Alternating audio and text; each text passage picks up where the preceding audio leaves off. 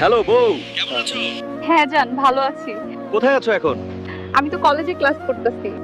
আচ্ছা আচ্ছা, তাহলে ক্লাস করো, রাখি। চিন্তা করো না, আচ্ছা পরে কল দিও। শোনা, তোমার জামাই একটা আস্ত গাধা। আরে ধুর রাখো ওর কথা, সুযোগ পেলেই ওরে ছেড়ে দিমু। তুমি আমার সুখ। কি ব্যাপার হালকা, এত খুশি কেন? বউ ফোন দিছিল স্যার, তাই একটু খুশি লাগতেছে। যাক, এভাবেই হাসি খুশি থাকো সব সময়। বৌমা, তুমি আজকেও সেই ছেলের সঙ্গে ঘুরে আসলা? হ্যাঁ ঘুরছি, বেশ করছি, আরো ঘুরবো।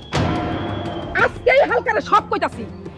হালকা বাপ, তুই তো আমার কথা বিশ্বাসই করস না। তোর বউ আজকেও এক পোলার লগে ঘুরতে গেছে। আরে মা, তুমি বেশি কথা বলো। আমার বউ একজন যথেষ্ট ধার্মিক পর্দাশীল একজন মেয়ে।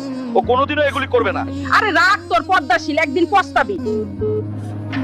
আম্মা, আমি বয়ফ্রেন্ডের সাথে ঘুরতে যাইতাছি, রান্না বান্না সব করে রাখেন। ছি ছি, আজকেও যাইতাছে অন্য পোলার লগে, এর বিহিত আমি করতেছি। দাঁড়া জান গো, আর ভালো লাগে না। কালকে সকালেই টাকা পয়সা যা আছে সব নিয়ে তোমার কাছে চলে আসবো। তাহলে আমি সকালে অপেক্ষা